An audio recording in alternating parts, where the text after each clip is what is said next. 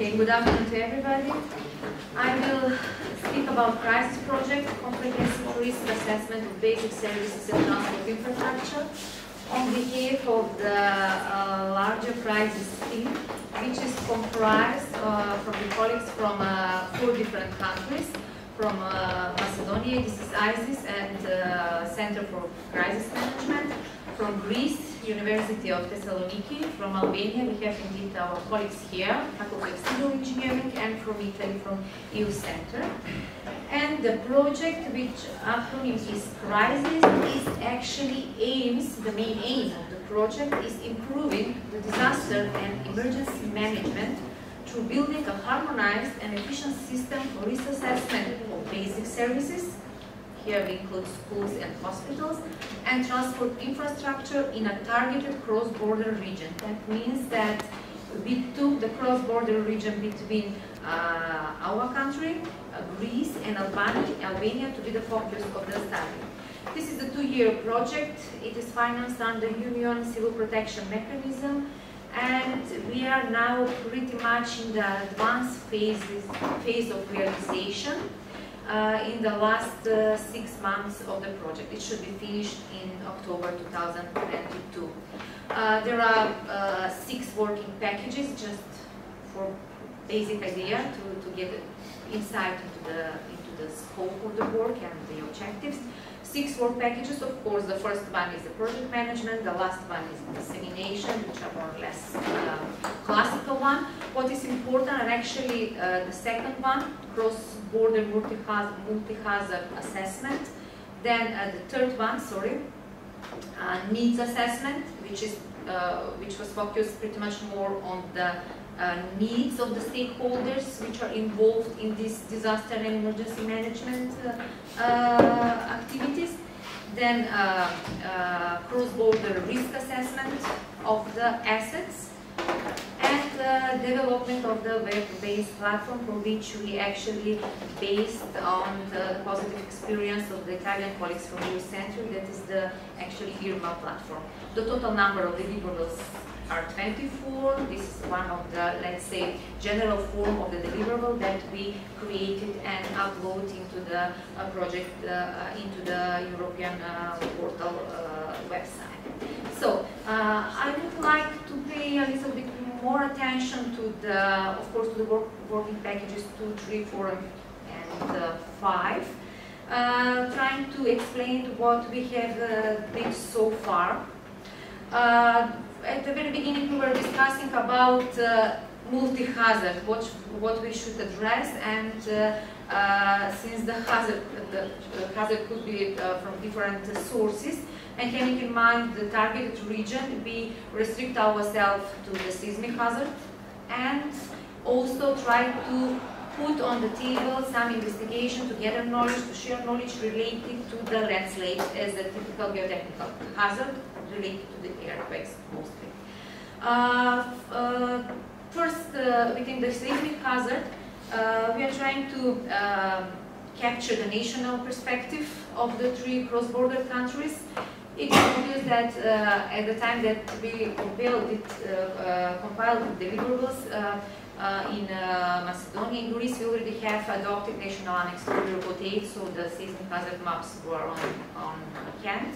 And Albania have 2 alternative maps which are existing, but no harmonized regional approach was there. Because of that, and with consultation with our Italian colleagues, we decided to implement the European Seismic Hazard Model 2013 in order to make a little bit more, let's say, to contribute to the harmonization of the seismic hazard model, something that Laurenti already spoke this morning.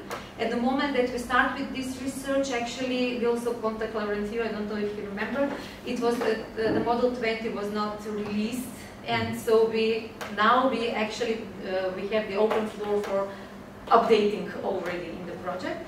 And having in mind implementation of this model, we already we compiled 3 different maps related to the return period of 475, like a design earthquake. That's something that 102 years. That's something that should, let's say, represent the frequent or damage control earthquake, and the large event with return period of 975 years for rockside conditions. The cross-border region comprises 47 urban and rural, let's say, communities in the region, and for this region, based on available seismological and seismotectonic data, earthquake scenarios was also developed for 11 different events with the magnitudes between 6 and 7. You will see further on in the presentation where actually we use these earthquake scenarios for risk calculation of our assets. Landslides was a little bit tricky since there is not enough, let's say, investigation, at least comparing to the seismic one. The national perspective, starting from some investigation in Macedonia 2019, then from our Greek colleagues, from the Geological Survey of Albania, but again trying to be as much as possible harmonized, which was actually the main, let's say, effort in this project. At the end of the day, we decide as a project team to use ELSUS community ELSUS actually scientific project, in which they give something which is called landslide susceptibility map, with the grading starting from the very low susceptibility to landslides, the green one, and to very high red one. So you may see here how that it looks like on the map for the cross-border region. Coming to the working package 3, which was a little bit not so much technical, but extremely important in the sense that we try to listen our stakeholders in the cross-border region, to learn about their needs, to identify their gaps, and to somehow help them with the final product of this project, which is the web-based platform. I will talk about it in the when we come to the working package 5. And in order to actually to capture this, to answer to this objective, it was different surveys were designed. One package which was dedicated and disseminated among the local level institutions in the cross-border targeted region. The other package of questionnaires at the national level institutions, trying to understand how they cope with the problem of management of risks.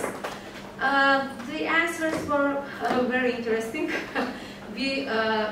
First, I must say, and I must also support Josip in his talk, it's very difficult when you come to talk with the stakeholders. You must be very, let's say, persuading to put a lot of efforts in order to obtain some results. You may see here on the slide that, let's say, a serious number of stakeholders were actually interviewed, the surveys were collected. And in the end of the day, the results was in the direction that we, as a cross-border region, share common type of disaster: fires, floods, landslides, earthquakes, extreme weather conditions. Of course, we all have a lack of potential, human potential, institutional cross-border cooperation. Also have maybe insufficient knowledge, or the knowledge which we have, it's pretty much locked, so we try to unlock it among us. And what was also very important and arose from those surveys was the fact that we need somehow to go a little bit more deep, not only among the researchers, experts, authorities, but also to the community, to the public community, to increase a little bit more public awareness related to these disaster events and survey management. So, reviewing also existing standard, positive European practice, and knowledge in order to somehow try to organize and to establish network among stakeholders in the region, and in a way of some community of practice to exchange the knowledge through the continuous organization of meetings, workshops, joint exercise, etc., etc., in order to make a synergy of our, let's say, potential for crisis management. Very important also technical package of the project was working package 4, risk assessment. And here our assets were actually focused to something that we call basic services, hospitals and schools in the cross-border region, as well as infrastructure, mainly strictly bridges in the cross-border region. So we put a lot of efforts to collect, let's say, representative exposure model in the cross-border region. In Macedonia, we rely on what we have done in the previous European project, INFRANAT. So this is on the left side of the slide, you may see the fact sheet that were used for collecting the information about exposure model, about bridges. What we are personally very proud of is the fact that we updated, actually, we closely collaborated with the Center for Crisis Management, and we updated their database and the register of the objects in our country. And for our exposure model was actually consist of, when I say our, I mean in the cross-border region, is actually consist of 191 school buildings and 741 bridges in the cross-border region. For the basic services, we use GEM taxonometry. For the bridges, we use INFRANAT taxonometry, which were actually created, as I mentioned, in the previous INFRANAT project. Coming to the very important part, to assign the fragility curves to our assets, here we have a lot of, let's say, conversation, a lot of discussions about the partner. Our partner from Albania is here. Markel is pretty much aware.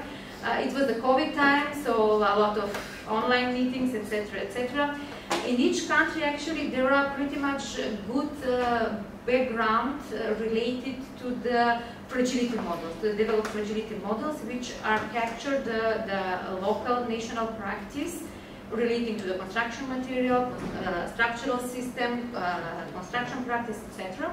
But in the end of the day, aiming to have as much as possible harmonization, we agree to choose as much as possible corresponding fragility curves from the GEM database, one related for the basic services, masonry and earthy structures.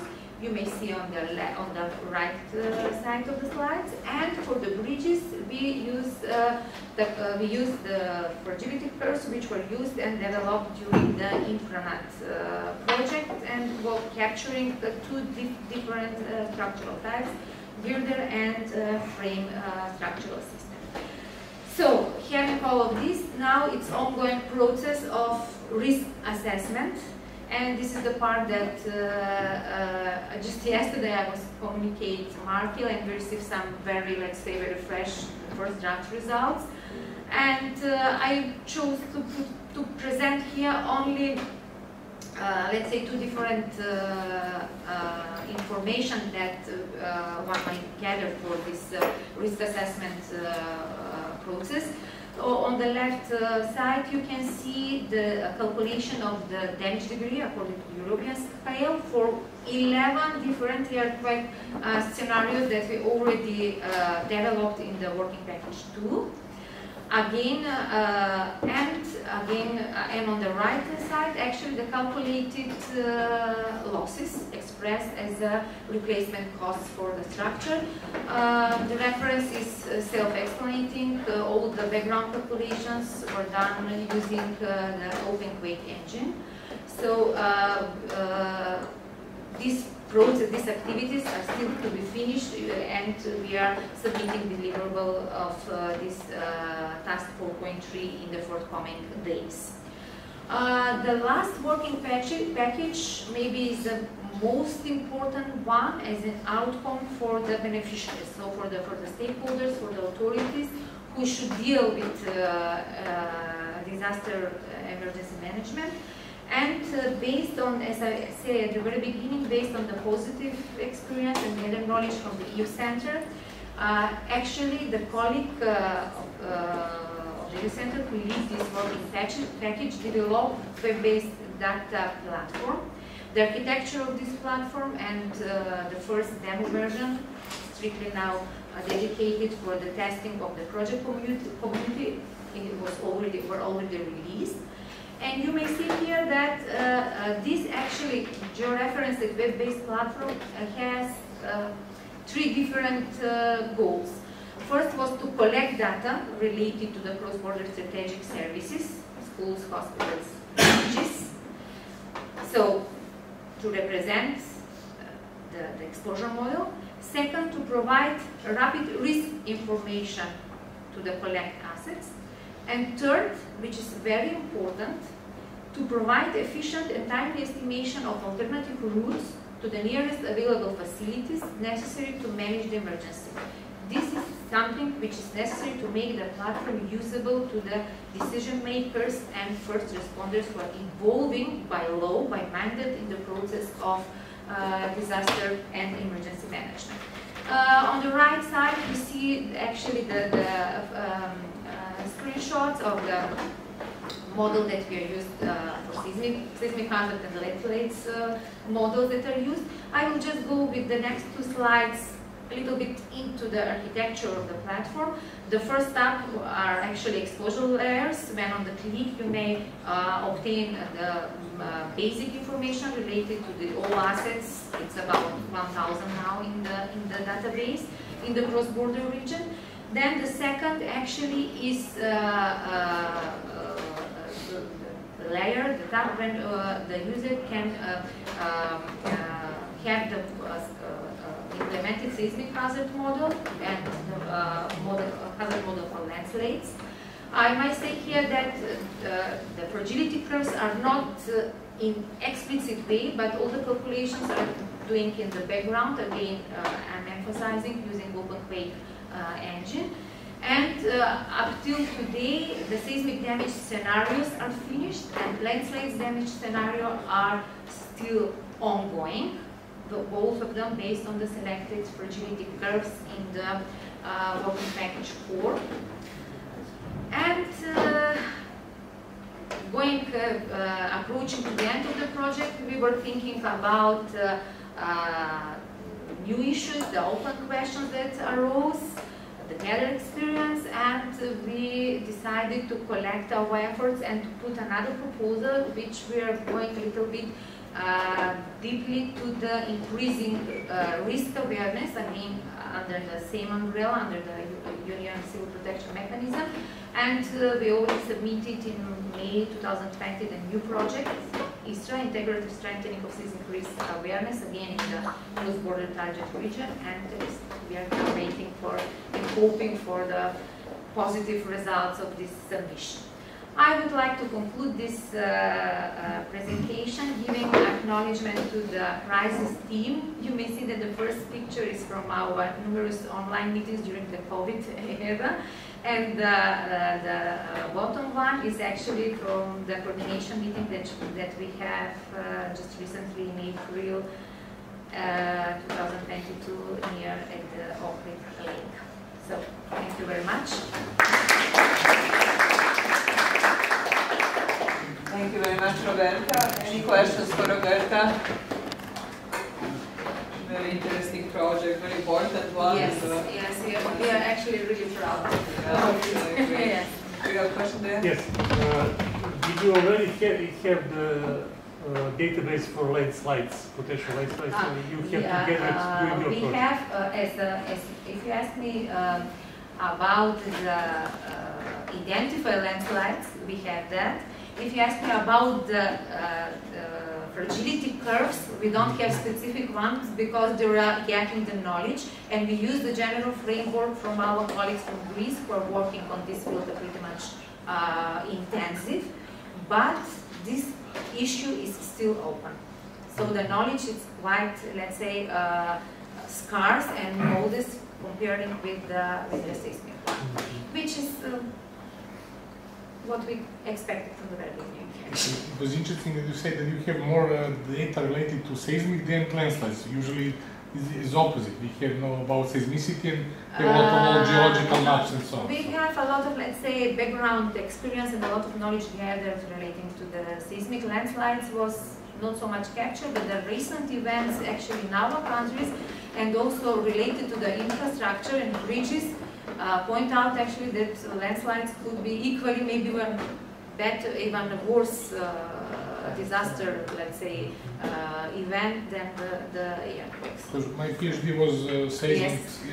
and I gathered some lessons for saying that there is huge geological data related to geology, but no seismological input valid to do some advanced analysis of the curve site hazard curve. Of course, there are some general framework which are our colleagues from Greece, they are doing pretty well, but there are still not much.